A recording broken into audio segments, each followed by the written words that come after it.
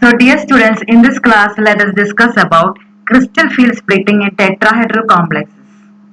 Last class we learned about octahedral complexes and this class we can learn about tetrahedral complexes. What is the specialty of tetrahedral complexes?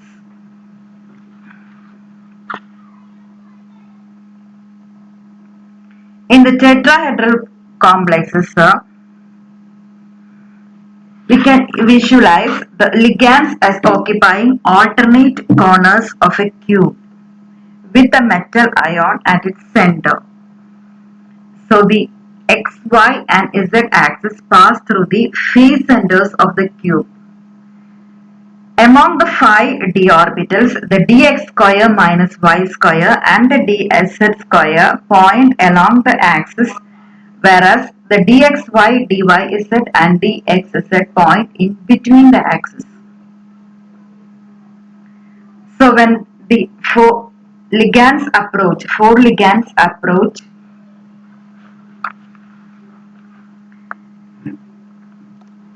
the energy of the d orbitals is raised due to the repulsive forces between the ligand lone pairs and the metal d electrons.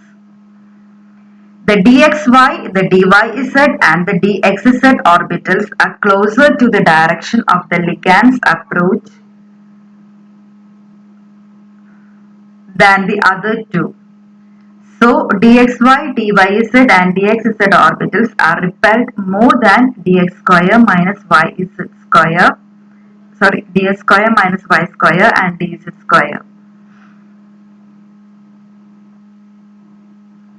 So in a tetrahedral field of ligands, the 5 d orbitals are split into two sets. A doubly degenerate set of lower energy consisting of the dx square minus y square and dz square called the e orbitals, and a triply degenerate set of higher energy consisting of dxy, dyz and dxz called the t2 orbitals. The energy difference between T2 and E sets is represented as delta T.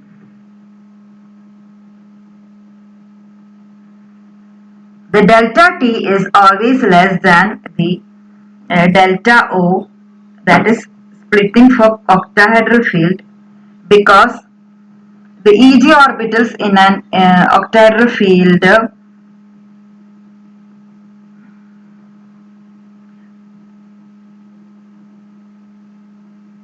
point directly at the ligands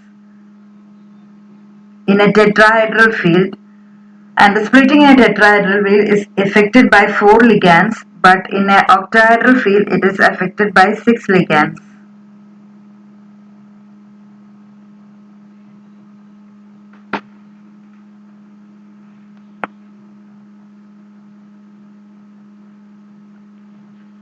So delta T is equal to 4 by 9 of delta O.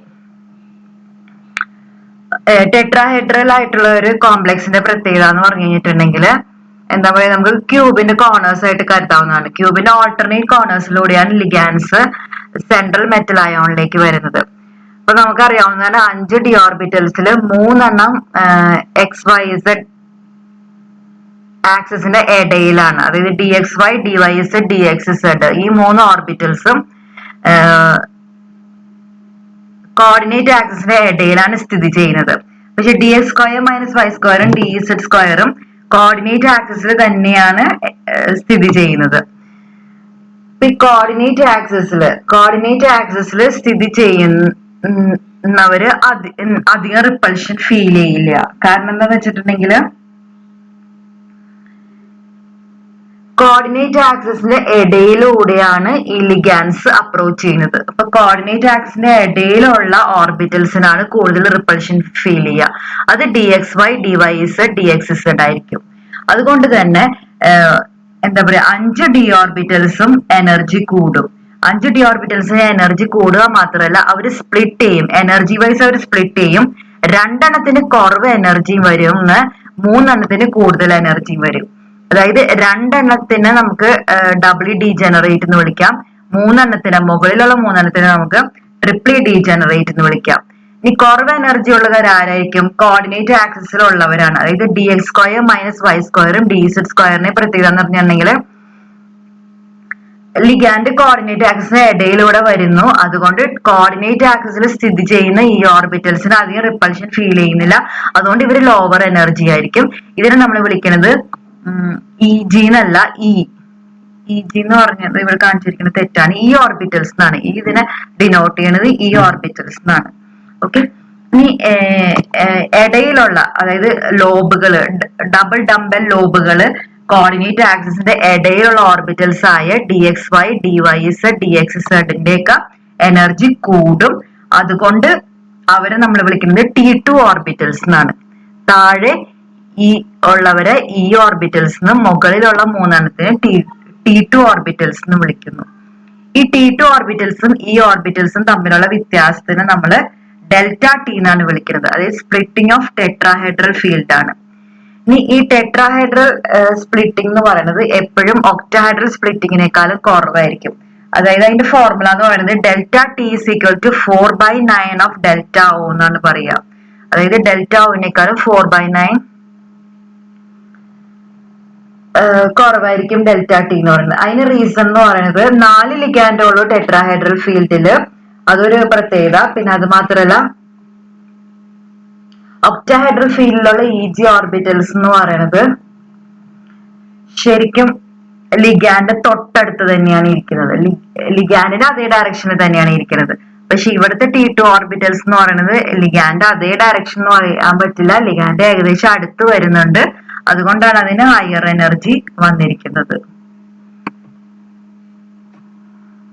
Now let us discuss the distribution of the metal ion electrons in E and T2 orbitals in tetrahedral complexes. പിന്നെ ഇതെങ്ങനെയാണ് കോംപ്ലക്സുകളിലെ ഇലക്ട്രോൺസിനെ നിറയ്ക്കണേന്ന് നമുക്ക് നോക്കാവുന്നതാണ്. Configuration. Suppose configuration D1 ആണ്. D orbital ഒരു electron ഉണ്ടെങ്കിൽ എന്താവും? ആദ്യം അറിയാൻ പോണത് എവിടെയാണ്? ഈ ഓർബിറ്റൽസ് ആണ്. ഈ ഓർബിറ്റൽസിലാവുമ്പോ E1 T2 0. ഇവിടെ ശ്രദ്ധിക്കേണ്ട കാര്യം എന്ന് പറയുന്നത് ഡെൽറ്റ ടി എന്ന് പറയുന്നത് വളരെ ചെറിയ വാല്യൂ ആണ്. വളരെ ചെറിയ വാല്യൂ ആണ്. ഡെൽറ്റ ഒ ആയിട്ട് നോക്കുമ്പോൾ വളരെ ചെറിയ വാല്യൂ ആണ്. അതുകൊണ്ട് ഹൈസ്പിൻ കോംപ്ലക്സസ് മാത്രമാണ് ടെട്രാഹെഡ്രൽ കോംപ്ലക്സസിൽ വരുള്ളൂ. അതായത് 5 ഡി ഓർബിറ്റൽസ് ഫിൽ ചെയ്തതിന് ശേഷമാണ് പെയറിംഗ് തുടങ്ങുള്ളൂ. അത് പെയറിംഗ് തുടങ്ങാത്തത് കൊണ്ട് തന്നെ എല്ലാം ഹാഫ് ഫിൽഡ് ആയതിനു ശേഷം മാത്രം പെയറിംഗ് തുടങ്ങുന്നതുകൊണ്ട് നമ്മൾ അതിനെ ഹൈസ്പിൻ കോംപ്ലക്സ് എന്ന് വിളിക്കുന്നു. അപ്പൊ ലിഗാൻഡ് വീക്ക് ആയാലും സ്ട്രോങ് ആയാലും ടെട്രാഹെഡ്രൽ കോംപ്ലക്സസ് എപ്പോഴും ഹൈസ്പിൻ കോംപ്ലക്സസ് ആയിരിക്കും. അത് ഓർത്ത് വെക്കുക. അപ്പൊ D1 ആണെങ്കിൽ E1 T2 0, D2 ആണെങ്കിൽ E2 T2 0. ഓക്കെ. D3 ആണെങ്കിൽ എന്ത് വരും? E2 T2 1. അതായത് T2ലേക്ക് അടുത്ത ഇലക്ട്രോൺ അറിയാൻ തുടങ്ങി. D4 ആണെങ്കിൽ E2 T2. ഓക്കെ. D5 ആണെങ്കിൽ E2 T2 3. D6 ആണെങ്കിൽ എന്ത് വരും? E3 T2 3. കാരണം എന്താ? ഇവിടെ എല്ലാം ഹാഫ് ഫിൽഡ് ആയി. ഇനി പെയറിംഗ് തുടങ്ങാനുള്ള സമയമായി. അതുകൊണ്ടാണ് E3 T2 3. D7 ആണെങ്കിൽ എന്ത് വരും? E4 T2 3. അപ്പൊ ഈ ഫുൾ നിറഞ്ഞു. ഇനി T2ലേക്ക് പോകും. D8 ആണെങ്കിൽ E4 T2 4. D9 ആണെങ്കിൽ E4 T2 5. D10 means everything is filled. E4 T2 6. ഇങ്ങനെയാണ് ടെട്രാഹെഡ്രൽ കോംപ്ലക്സിൽ ഇലക്ട്രോൺസിനെ ഫിൽ ചെയ്യുക. കോൺഫിഗറേഷൻ. ഇനി നമുക്ക് ഇതുപോലെ തന്നെ നമ്മൾ ഒക്ടാഹെഡ്രൽ കോംപ്ലക്സിന്റെ CFSC കാൽക്കുലേറ്റ് ചെയ്ത പോലെ തന്നെ crystal field stabilisation energy can be calculated for tetrahedral complexes also. For tetrahedral complexes, the formula is given as this: -6 Ne plus 4 Nt2 dq. dqന്റെ ടേംസിൽ എഴുതാം, അല്ലെങ്കിൽ നമുക്ക് എന്താ ഡെൽറ്റ ടിയുടെ ടേംസിൽ എഴുതാം. ഡെൽറ്റ ടിയുടെ ടേംസിൽ ആണെങ്കിൽ ഫോർമുല എന്താന്ന് നോക്കാം. CFSC tetrahedral is equal to -0.6 Ne plus 0.4 Nt2 delta T. നമുക്കറിയാവുന്നതാണ് ഒരു ഡെൽറ്റ ടി എന്ന് പറയുന്നത് 10 dq ആണ്. അപ്പൊ dqന്റെ ടേംസിൽ എഴുതുമ്പോ 0.6 ഒക്കെ എന്താവും? 6 ആവും. 0.4 എന്താവും? 4 ആയിട്ട് മാറും. അതുകൊണ്ടാണ് രണ്ടു തരത്തിലുള്ള ഫോർമുല വന്നത്. നമ്മുടെ ഒക്ടാഹെഡ്രൽ കോംപ്ലക്സിന് നമ്മൾ പഠിച്ച അതേ ഫോർമുല തന്നെയാണ്. ഇനി എന്താണ് Neയും Nt2ഉം? Number of electrons occupying the E orbitals and the T2 orbitals. അതാണ് Neയും Nt2ഉം. ഈ ഫോർമുലയില് സബ്സ്റ്റിറ്റ്യൂട്ട് ചെയ്ത് കഴിഞ്ഞാൽ എത്ര ഇലക്ട്രോൺസ് E ഓർബിറ്റലിലുണ്ട്, എത്ര ഇലക്ട്രോൺസ് T2 ഓർബിറ്റൽസിലുണ്ട്, അത് ഫിൽ ചെയ്ത് കഴിഞ്ഞിട്ടുണ്ടെങ്കിൽ നമുക്ക് ക്രിസ്റ്റൽ ഫീൽഡ് സ്റ്റെബിലൈസേഷൻ എനർജി കിട്ടും. ക്രിസ്റ്റൽ ഫീൽഡ് സ്റ്റെബിലൈസേഷൻ എനർജി എന്ന് പറയുന്നത് എനർജി സ്റ്റെബിലൈസേഷൻ ആണ്. ഇലക്ട്രോൺസിനെ ഇങ്ങനെ നിറയ്ക്കുമ്പോൾ ഉണ്ടാവുന്ന സ്റ്റെബിലൈസേഷനെയാണ് നമ്മൾ ക്രിസ്റ്റൽ ഫീൽഡ് സ്റ്റെബിലൈസേഷൻ എനർജി എന്ന് വിളിക്കുന്നത്. ഇത് കണ്ടെത്തുന്നത് നമുക്ക് ജസ്റ്റ് ഒന്ന് വേണമെങ്കിൽ കാൽക്കുലേറ്റ് ചെയ്യാം. D1 ആണെങ്കിൽ E1 ഒരെണ്ണം നിറച്ചു, അപ്പൊ ഫോർമുലയിൽ സബ്സ്റ്റിറ്റ്യൂട്ട് ചെയ്യാം. ഫോർമുലയിൽ എന്ത് വരും?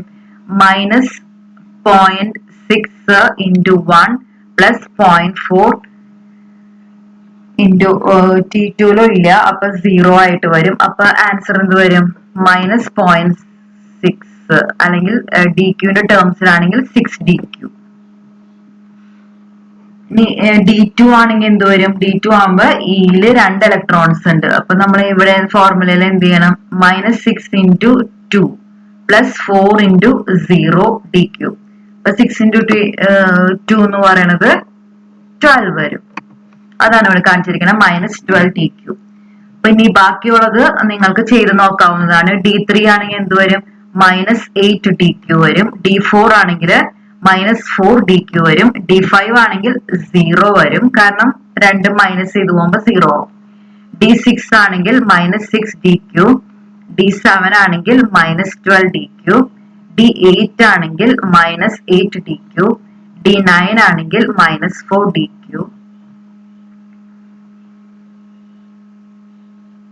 D10 ആണെങ്കിൽ വീണ്ടും 0 വരുന്നു, രണ്ടും മൈനസ് ചെയ്ത് പോകുമ്പോൾ 0 ആവും. അപ്പൊ ഇതാണ് crystal field stabilization energy for a tetrahedral complex.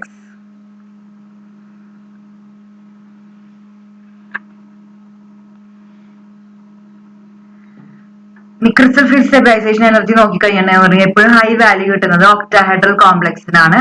അതുകൊണ്ട് തന്നെ octahedral കോംപ്ലക്സിന്റെ crystal field stabilization energy ആണ് എപ്പോഴും കൂടുതൽ ടെട്രാഹെഡ്രൽ കോംപ്ലക്സിനേക്കാളും. അതുകൊണ്ട് തന്നെ നമുക്ക് എപ്പോഴും പറയാം octahedral complexes are generally more stable than tetrahedral complexes. Reason എന്ന് പറയുന്നത് crystal field stabilization energy octahedral കോംപ്ലക്സിനാണ് കൂടുതൽ. ടെട്രാഹെഡ്രൽ കോംപ്ലക്സിന്റെ CFSE എന്ന് പറയുന്ന വാല്യൂ കുറവാണ്. The relation between crystal field splitting of tetrahedral and octahedral complexes delta T equal to 4/9 of delta O. ഇപ്പൊ delta O അറിയുവാണെങ്കിൽ delta T കണ്ടെത്താൻ വളരെ എളുപ്പമാണ്. 4/9 വെച്ച് മൾട്ടിപ്ലൈ ചെയ്താൽ മതി. ഈ ടെട്രാഹെഡ്രൽ കോംപ്ലക്സിൽ ഓരോ ഇലക്ട്രോൺസ് വരുമ്പോഴുള്ള crystal field stabilisation energy delta t values ആണ് ഈ എഴുതിയിരിക്കുന്നത്. 1 ഇലക്ട്രോൺ ആണ് ഡി ഓർബിറ്റൽ ഉള്ളതെങ്കിൽ -0.6 ഡെൽറ്റ ടി വരും. 2 ഇലക്ട്രോൺസ് ഉണ്ടെങ്കിൽ -0.12 ഡെൽറ്റ ടി. 3 ഇലക്ട്രോൺസ് ഉണ്ടെങ്കിൽ -0.8 delta T.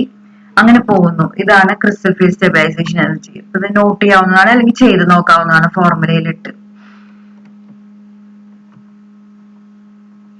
So this is our discussion about crystal field splitting in tetrahedral complexes. Now let us learn crystal field splitting in square planar complexes. Square planar complexes crystal field splitting എങ്ങനെ നോക്കാം. Square planar കോംപ്ലക്സിന്റെ പ്രത്യേകത എന്ന് പറഞ്ഞാൽ ശരിക്കും octahedral complex പോലെ തന്നെയാണ്. Octahedral കോംപ്ലക്സിന് മുകളിലത്തെ ഭാഗവും ഇല്ല, താഴത്തെ ഭാഗവും ഇല്ല. ഇത് സ്ക്വയർ ഭാഗം മാത്രമേ ഉള്ളൂ. അതിനെയാണ് നമ്മൾ സ്ക്വയർ പ്ലെയിനാർ കോംപ്ലക്സ് എന്ന് വിളിക്കുന്നത്. അപ്പൊ ഇസഡ് ആക്സിസിലുള്ള അപ്രോച്ച് ഇല്ല എന്ന് വേണമെങ്കിൽ പറയാവുന്നതാണ്. ഇസഡ് ആക്സിസിലുള്ള അപ്രോച്ച് ഇല്ലാത്തത് കൊണ്ട് തന്നെ ഇസഡ് ആക്സിസിലുള്ള ഒരു ഓർബിറ്റൽസിനൊക്കെ ലോവർ എനർജി ആയിരിക്കും. സ്പ്ലിറ്റിംഗ് നടക്കുമ്പോൾ ഇസഡ് ആക്സിസിലുള്ള ഓർബിറ്റൽസ് ഒക്കെ എപ്പോഴും ലോവർ എനർജി ആയിരിക്കും. ഇസഡ് ആക്സിസിൽ വരാത്ത ഓർബിറ്റൽസ് ആയ എക്സ് ആക്സിസും വൈ ആക്സിസും ഉള്ള ഓർബിറ്റൽസ് കൂടുതൽ എനർജി ആയിരിക്കും. അതുകൊണ്ടാണ് ക്രിസ്റ്റൽ ഫീൽഡ് സ്പ്ലിറ്റിംഗ് ഇങ്ങനെയാണ് വരുന്നത്. 5 ഓർബിറ്റൽസും ഹയർ എനർജി ആവും സ്ക്വയർ പ്ലെയിനാർ കോംപ്ലക്സിലും. പിന്നെ അത് സ്പ്ലിറ്റ് ചെയ്യുന്നത് ഈ ഓർഡറിലാണ്. അതായത് ഏറ്റവും താഴെ എനർജി വരുന്നത് DXY DXZ DYZ. ഞാൻ പറഞ്ഞു ഇസഡ് ഓർബിറ്റലിലൂടെ അല്ലെങ്കിൽ ഇസഡ് ആക്സിസിലൂടെ ലിഗാൻഡ് അപ്രോച്ച് ചെയ്യുന്നില്ല. അതുകൊണ്ട് തന്നെ ഇസഡ് ആക്സിസിലുള്ള ഓർബിറ്റലിന് ലോവർ എനർജി ആയിരിക്കും. അത് ഉദാഹരണമാണ് DXZ DYZ. പിന്നെ അതുപോലെ തന്നെ ലോവർ എനർജി വരുന്നതാണ് DZ². DZ²നും ലോവർ എനർജി ആയിരിക്കും. ഇനി ഹയർ എനർജി വരുന്നത് ഇതൊക്കെയാണ്. DXYയും DX² -Y². അവർക്ക് ഹയർ എനർജി ആയിരിക്കും. അപ്പൊ ഓരോന്നും ഓരോ റേഞ്ചിലാണ് സ്പ്ലിറ്റ് ചെയ്യണത്. DXZ DYZും DZ² തമ്മിലുള്ള എനർജി ഡിഫറൻസ് നമുക്ക് Δ3 എന്ന് റെപ്രസെന്റ് ചെയ്യാം. DZ²ഉം DXYയും തമ്മിലുള്ള എനർജി ഡിഫറൻസ് Δ2 എന്ന് റെപ്രസെന്റ് ചെയ്യാം. DX² -Y²ഉം DXYയും തമ്മിലുള്ള എനർജി ഡിഫറൻസ് Δ1 എന്ന് വിളിക്കാം. അപ്പൊ ഇനി Δsp എന്ന് പറയുന്നത് crystal field splitting for a square planar complex. അതെന്ന് പറയുന്നത് എന്തായിരിക്കും? Is equal to Δ1 + Δ2 + Δ3. അപ്പൊ Δsp is equal to Δ1 + Δ2 + Δ3.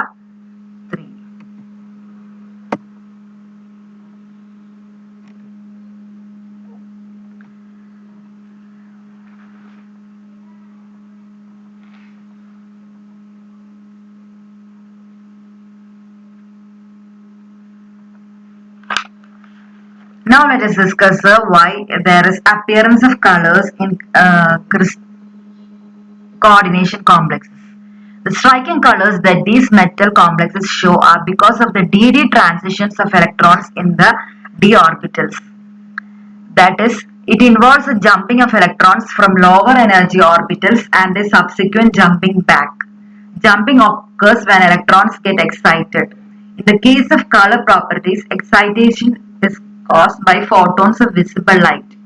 A photon of light can excite and cause jumping if its energy is equal to the crystal field splitting energy delta O. Crystal field stabilization energy is the difference in energy between the two sets of d orbitals, and energy is absorbed and then released respectively. നമ്മൾ പഠിച്ചിട്ടുള്ളതാണ് എല്ലാ transition metal കോംപ്ലക്സസിന് മിക്കവർക്കും colour ഉണ്ട്. കളറിന് reason എന്ന് പറയുന്നത് എപ്പോഴും d-d transitions ആണ് reason. ഇനി എന്താണ് d-d ട്രാൻസിഷൻ എന്ന് പറയുന്നത്? നമ്മൾ ഒക്ടാഹെഡ്രൽ കോംപ്ലക്സ് കണ്ടതാണ്. അതിൽ നമുക്കറിയാവുന്നതാണ് d ഓർബിറ്റൽസ് രണ്ടായിട്ട് സ്പ്ലിറ്റ് ചെയ്യുന്നുണ്ട്. T2g ഓർബിറ്റൽസും EG ഓർബിറ്റൽസും. അപ്പൊ ഈ T2g ഓർബിറ്റൽസിലുള്ള ഒരു ഇലക്ട്രോണ് ലൈറ്റിനെ അബ്സോർബ് ചെയ്തിട്ട് വേണമെങ്കിൽ EG ഓർബിറ്റലിലേക്ക് ചാടി പോവാവുന്നതാണ്. ആ ചാടിപ്പോയ ഇലക്ട്രോണ് പിന്നീട് അത് പിന്നെ പഴയ സ്ഥിതിയിലേക്ക് പഴയ T2gയിലേക്ക് വരുമ്പോൾ അത് എനർജി എമിറ്റ് ചെയ്യും. വിസിബിൾ ലൈറ്റിന്റെ റേഞ്ചിലാണ് എനർജി എമിറ്റ് ചെയ്യുന്നത്. അതുകൊണ്ടാണ് കളർ വരാനുള്ള റീസൺ എന്ന് പറയുന്നത്. ട്രാൻസിഷൻ മെറ്റൽ കോംപ്ലക്സസിന്റെ കളർ ഉണ്ടാവാനുള്ള റീസൺ ഇതാണ്, d-d ട്രാൻസിഷൻസ് ആണ്. കോംപ്ലക്സിന്റെ കളേഴ്സ് നമുക്ക് കാണാവുന്നതാണ്. നോക്കുക, FeH2O6 3+, അതിന്റെ കളർ